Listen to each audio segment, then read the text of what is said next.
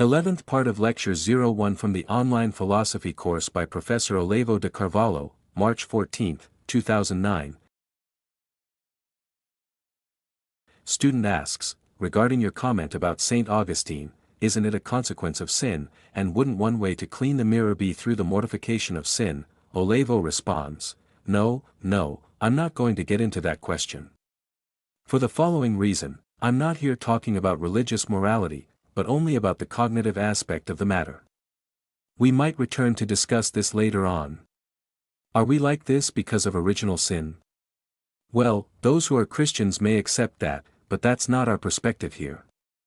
Our perspective is philosophical, so it's no use blaming original sin and saying, we are like this because of original sin. Sin made us unable to see things as they are, and we distort everything. That might be the case, but what benefit does that bring? Does saying that make you any better? Does it help you see more clearly? No, so that's not the issue. The point is for us to actively seek to transcend these limitations, but, attention, not by following a stereotyped religious formula.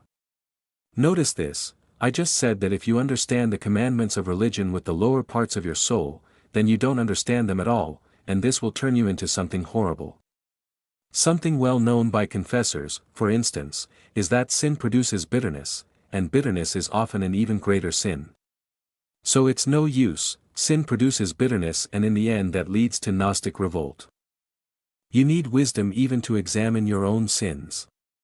So let's first constitute a qualified judge to examine your sins and confess them for what they truly are, not with that apocalyptic, grotesque exaggeration with which people normally judge themselves. Student asks, in what sense can we think of sin from a philosophical, rather than a religious, point of view? Olavo responds, that is an absolute obligation, because if you don't have a philosophical point of view, you won't understand the religious one. Religion is not a cognitive activity. It is a practical activity, which only has value if you understand what you're doing there. Student asks, can I think of it as a mismatch between human nature and reality? Olavo responds, you can and you must.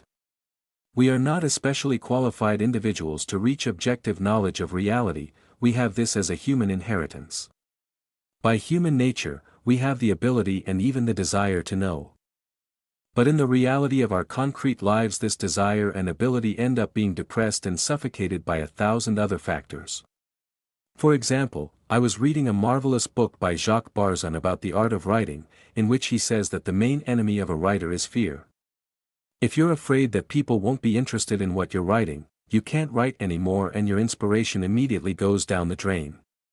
And if you think what you've written is ridiculous or poorly done, you stop as well. In other words, to write something well, you need to place yourself in a certain focus, and if you lose that focus, you lose everything.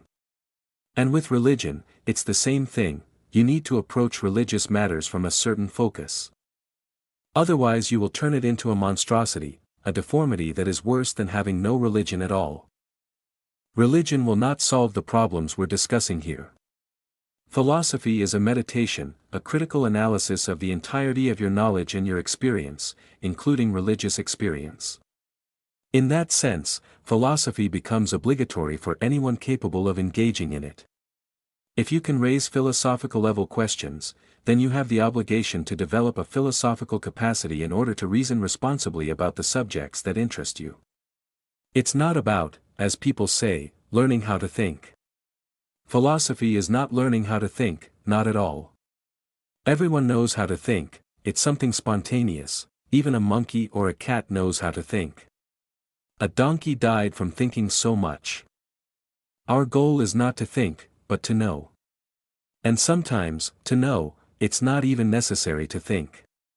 For example, again, in a situation where a robber points a gun at your belly, are you going to add anything to your understanding of the situation by thinking?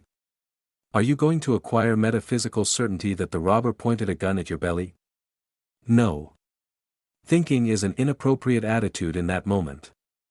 You might think about how to escape, or what you should do, but the certainty of the situation is immediate. If we can obtain, in relation to philosophical knowledge and questions, a certainty as immediate as that, it is better than a mere logical certainty based on thinking. The goal of all thinking, as Aristotle showed in the Topics, is to provoke intuition. What is intuition? It is direct knowledge, direct perception. Aristotle says that in dialectic, the confrontation of various ideas and hypotheses creates a kind of critical mass until a moment comes when, through intuition, you perceive things as they are. That is the goal, to learn to know, not to think. Thinking is only one of many tools in the search for knowledge, and many times it hinders rather than helps. Saint Augustine himself, when asked what time is, would say that when no one asked him, he knew, but if someone asked, he no longer knew. That can happen. Many times you have an internal and intuitive understanding of something, but you can't translate it into thought, so the more you think, the further you get from the original intuition.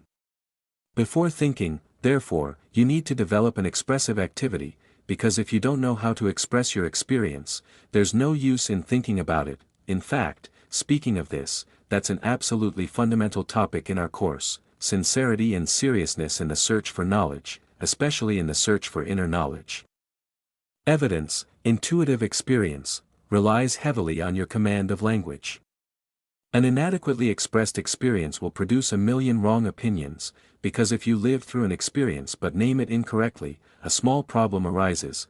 We cannot think about things, only about ideas. We cannot think the experience directly. First we must convert it into verbal expression, a concept, and then we think about the concept. In memory, on the other hand, it's the true experience that you preserve, so you have, on one hand, the experience as it happened, and on the other, the inadequate concept as you formulated it. When reasoning based on that concept, you'll soon erase the experience. And then your conclusions are absolutely worthless. That's something I see with extraordinary frequency: people for whom the experience counts for nothing anymore, whose world is only a set of articulated concepts, completely out of sync with the reality of their own experience. It was by seeing this happen with many philosophers that I discovered the issue of cognitive parallax. Kant, for example, says we cannot know things in themselves, only their phenomenal appearances, but he expects us to know his philosophy. It's as if he were saying, here is an elephant, but you are only seeing its phenomenal appearance, not the elephant itself, and here is my book Critique of Pure Reason, which you are going to read and grasp my thought, and not just the external phenomenal form of my thought. That doesn't work. If I can't even perceive the thing in itself in the case of an elephant, with its formidable physical presence, how am I going to perceive something much more evanescent, like Kant's thought? If I'm only to grasp the phenomenal appearance, I can discuss Kant's philosophy for the rest of my life without ever knowing what he actually meant. This is an example of cognitive parallax taken to the extreme, where the fact that someone writes something proves that what they're writing is false. I tell you, it is absolutely impossible to perceive a phenomenal appearance if the thing in itself isn't there.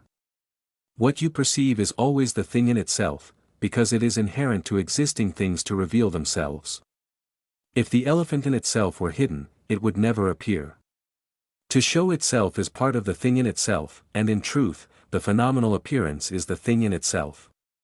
The fact that you can only see the elephant from one side at a time doesn't mean that what you see is just the phenomenal appearance and not the elephant itself. What kind of elephant can be seen from the right as if it were the left, and vice versa? It's not that I don't have the capacity to see the elephant from both sides, it's the elephant that doesn't have the capacity to show itself from both sides at once. This difference of sides is part of the elephant's thing in itself. It is an entity that exists in the physical world, and in the physical world, things have sides. But that is a technical matter that we will examine later.